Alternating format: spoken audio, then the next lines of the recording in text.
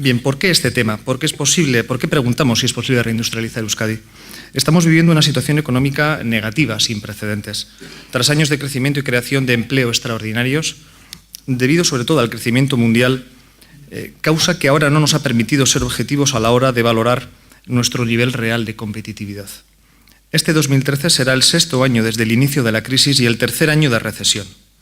A la caída de la demanda interna en España, un 4% y en Euskadi un 2% previstas para este año, se suman unas previsiones negativas de los principales países europeos destino de nuestras exportaciones. Hablamos de Alemania, Italia, Francia o Reino Unido. Los datos de producción industrial han continuado descendiendo desde 2008, siendo un 7,7 negativo en 2012. Y la producción industrial ya hemos acumulado un 32,2% de caída. Con todo, el efecto más demoledor de esta crisis, además de las altas tasas de desempleo existentes, está siendo la desaparición de nuestras empresas. Llevamos 6.896 empresas menos desde el año 2008, con lo que conlleva decaída de recaudación, dificultad en mantener las prestaciones sociales, menor desarrollo económico y más pobreza. Los datos de desempleo, aun siendo mejores que la media de España, han llegado a cifras inaceptables. El desempleo es un drama para nuestro país y sobre todo para las personas afectadas y sus familias. La salida de la situación de recesión que sufrimos pasará necesariamente por una recuperación de la actividad económica y empresarial, y para ello sería necesario crear otras condiciones que la propicien. Y las empresas son la clave de la recuperación económica.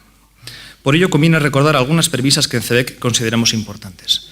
Son las empresas quienes crean empleo y bienestar para nuestra sociedad. Son las empresas quienes más aportan a los presupuestos de las administraciones públicas para el mantenimiento de las prestaciones y servicios sociales que permiten sostener nuestro estado de bienestar. Hay que fomentar el espíritu y los valores empresariales, contribuyendo a crear un entorno favorable que permita una valoración positiva de la figura del empresario. Asimismo, es necesario trasladar a los jóvenes el compromiso y el riesgo que supone poner en marcha un proyecto empresarial, con el éxito o fracaso que esto puede suponer y que no es ningún demérito ni personal ni profesional. Es necesario que existan las condiciones de entorno necesarias para que permitan la creación y el mantenimiento de nuevas iniciativas empresariales. Si incrementamos la presión fiscal a las empresas con el fin de incrementar la recaudación, no estaremos tomando las decisiones correctas. Miremos a Alemania y sus políticas fiscales dinamizadoras de la actividad empresarial. Las empresas requieren de instrumentos financieros y de estímulos para desarrollar su actividad. No es posible que un país como el nuestro cuente con tan nefastas relaciones laborales medidas en términos de costes, conflictividad o absentismo, idea que repetimos constantemente. Como conclusión, es imprescindible implantar políticas de reactivación económica que dinamicen la actividad empresarial. Esa es una verdad incuestionable, que son aquellos países con un tejido industrial fuerte y consolidado quienes están superando la crisis de una manera más exitosa. Euskadi ha sido y es un país industrial. Contamos con un tejido empresarial con sectores y empresas punteras reconocidas en el mundo. Afortunadamente hemos contado en Euskadi desde primero de los años 80 de políticas industriales que han propiciado la mejora de la competitividad empresarial.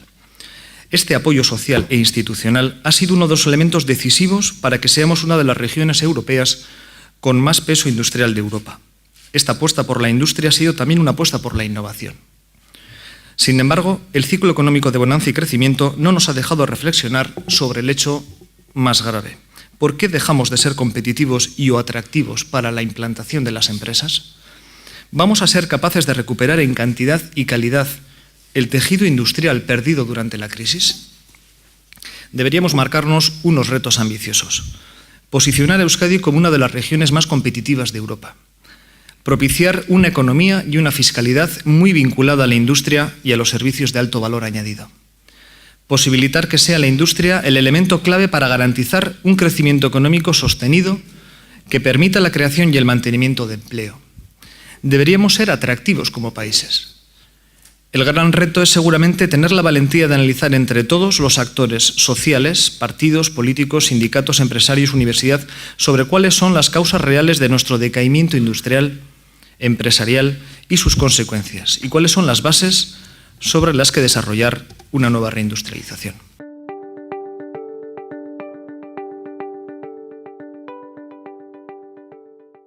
Y en este mundo global, las instituciones, sobre todo ejecutivas, no son globales.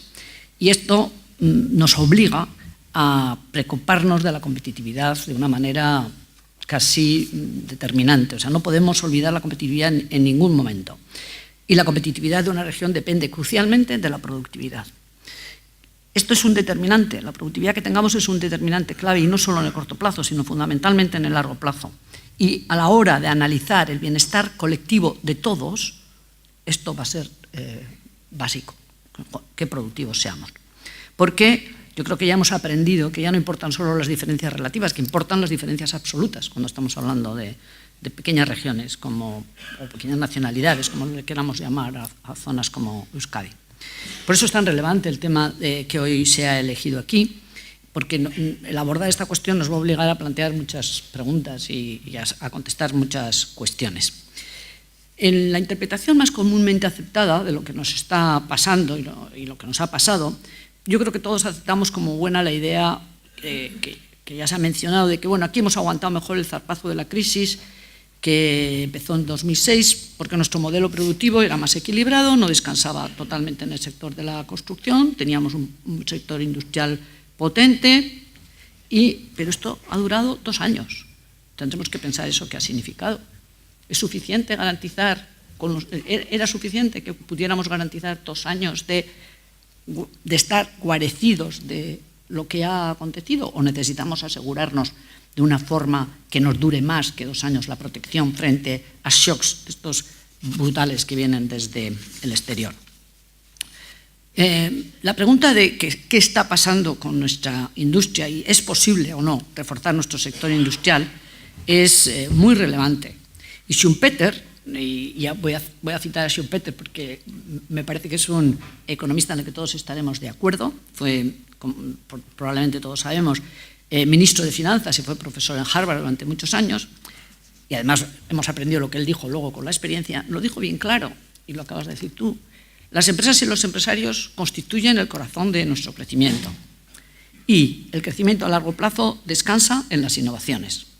¿Y de dónde salen las innovaciones? Las innovaciones resultan de procesos de inversión en investigación, de inversiones en destrezas y de búsqueda de nuevos mercados, motivado, pues por lo que estamos motivados todos los humanos, por la perspectiva de ganar rentas de monopolios inicialmente. Y eso lo dijo Schumpeter y también nos dijo más cosas. Nos dijo que la innovación implica la existencia de una destrucción creativa, un conflicto entre lo nuevo y lo viejo. Y que ese conflicto hay que saber resolver y hay que saber tratar. Un conflicto que implica que cuando el crecimiento se genera por la innovación, y además depende de qué tipo de innovación sea, las cosas pueden ser distintas y las políticas pueden ser distintas, pero está claro que cuando se produce por la innovación, lo que se produce es una mayor tasa de cambio de las empresas y una mayor tasa de cambio de la mano de obra. Y si miramos a los datos de la OECD, así lo están atestiguando. Pero esto, una vez que lo aceptamos, que se dice, luego la realidad impone que hay que saber tratarlo. Hay que saber tratarlo con mucha delicadeza y con mucha destreza. Volveremos sobre esto en la parte de las preguntas. Pero bueno, lo que está claro es que si, como decía Schumpeter y como la realidad lo ha demostrado, las empresas y los empresarios son tan importantes para el crecimiento, está claro que cualquier política de crecimiento, y este debate sobre crecimiento y austeridad que está durando demasiado tiempo, es una parte de esto, lo constituye, es lo que voy a decir.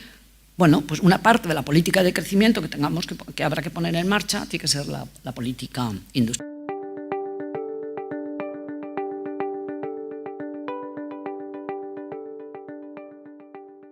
¿Queremos realmente tener industria?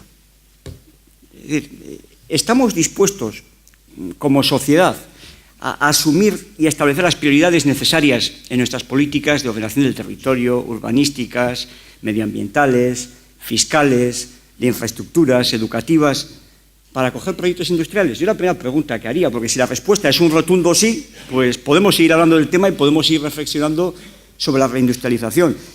Pero si no lo tenemos del todo claro, quizá convenga que reflexionemos un poquito sobre esto, porque yo no sé si me he explicado bien del todo lo que estoy queriendo decir, pero yo les animo a cualquiera de ustedes a que tomen un proyecto de una fundición, una acería, una papelera, un ciclo combinado y busquen su implantación en nuestro entorno. Posiblemente encuentren ustedes motivos para pensar que estoy en lo cierto a la hora de establecer que hay una condición previa para buscar la reindustrialización de nuestra sociedad. Y es, desde luego, primero, desearlo. Y segundo, estar dispuesto a orientar todas nuestras políticas públicas y nuestras acciones para que esto sea posible y, además, sea prioritario. Bueno, y además es legítimo tener dudas en torno a esto, porque hubo personas que reivindicaron, y además yo creo que desde una concepción determinada, la sociedad de servicios frente a la sociedad industrial como alternativa para la sociedad vasca.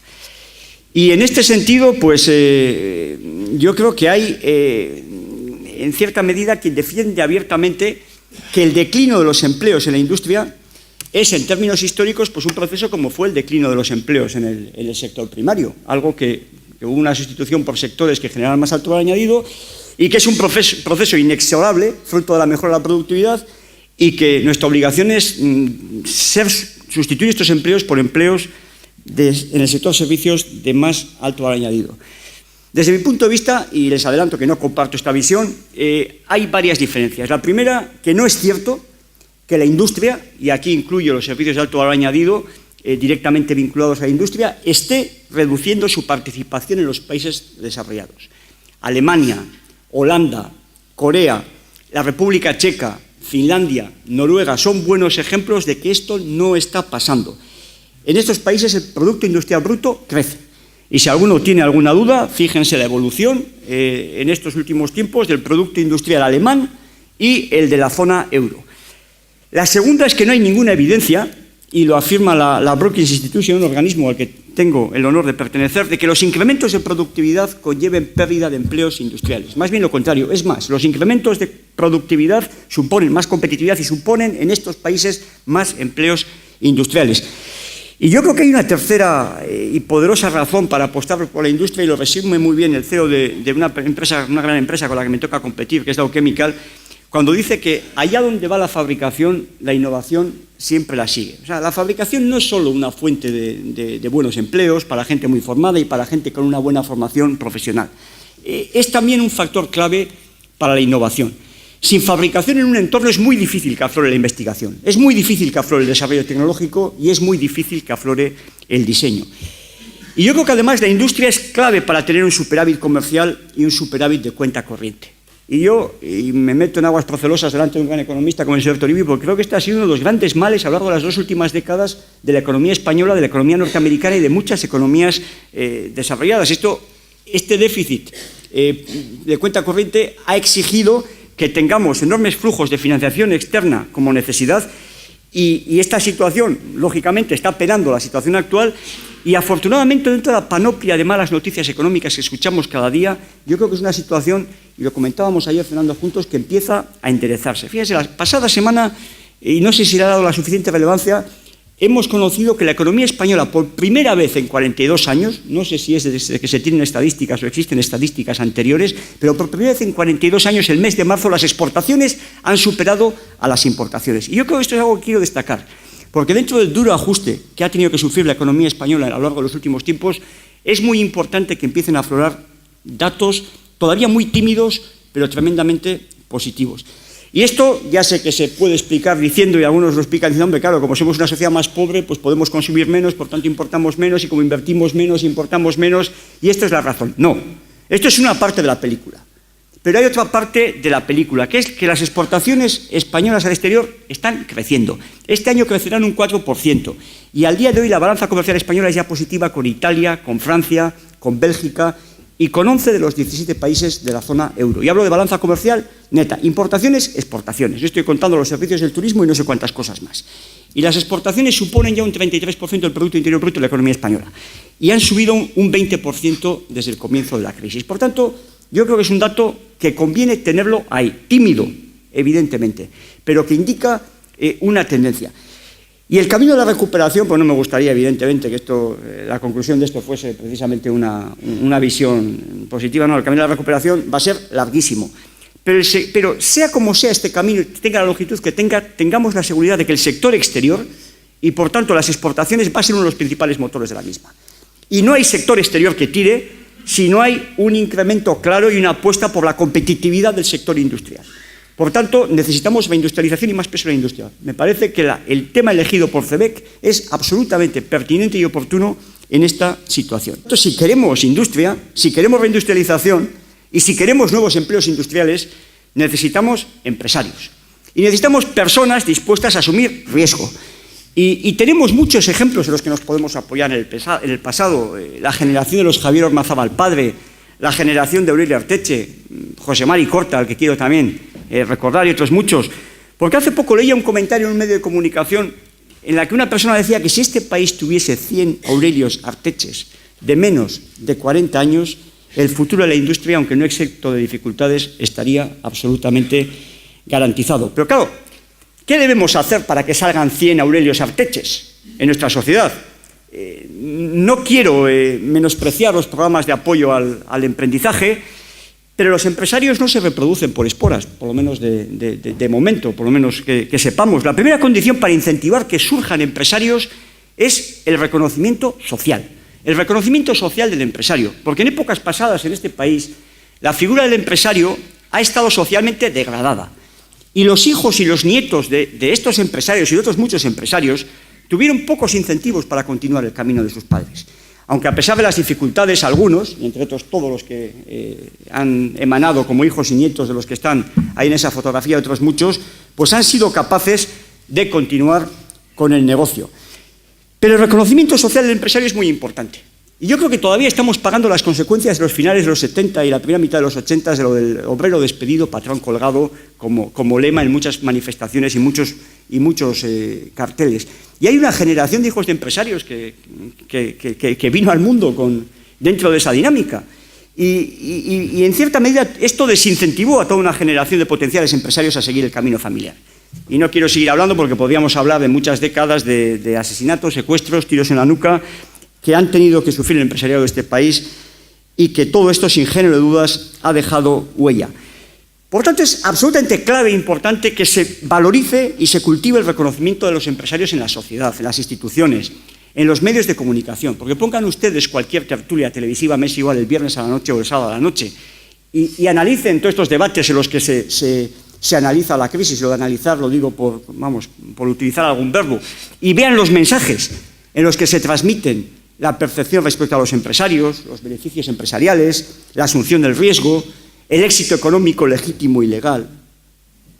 ¿Realmente creen que todo esto fomenta el que aparezcan empresarios en nuestra sociedad? ¿Animan a los jóvenes a convertirse en empresarios? Pues si hay que reindustrializar el país, necesitamos personas que dirijan estos proyectos.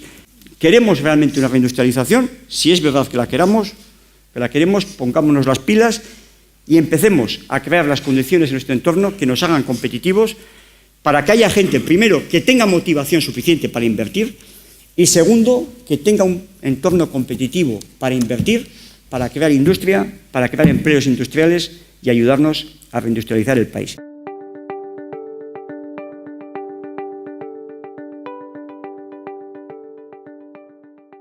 Mi opinión de que reindustrializar Euskadi es muy importante con una sola condición, y es que no abandonemos la atención a otras zonas de la economía que pueden ser igualmente interesantes, como son también los servicios, y luego profundizamos un poco más, si les parece, en esta cuestión en el coloquio.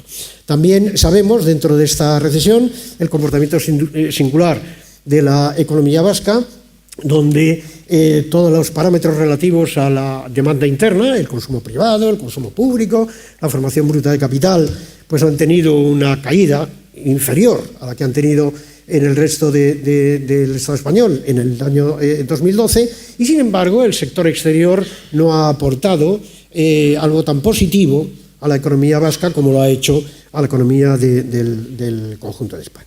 Bien, todo esto ya yo creo que es sabido, lo he tratado de ponerlo aquí como simple presentación, porque lo que me gustaría a partir de aquí es poner énfasis no en nuestros males y desdichas, sino en el análisis de las cosas que se están haciendo y los resultados que estamos obteniendo y de las bases que parece que se están de verdad estableciendo para un futuro un poco más halagüeño en materia económica en todo el territorio español y ciertamente en Euskadi. Y quisiera hacerlo aprovechando varias de las ideas que surgen de este análisis que han llevado a cabo el llamado Consejo Empresarial de la Competitividad, que como probablemente saben ustedes, ha reunido a 15 grandes empresas, 15 grandes empresarios españoles, entre los que hay varios vinculados a la economía de Euskadi, está Iberdrola, por supuesto, y el BBVA, también Repsol, etcétera.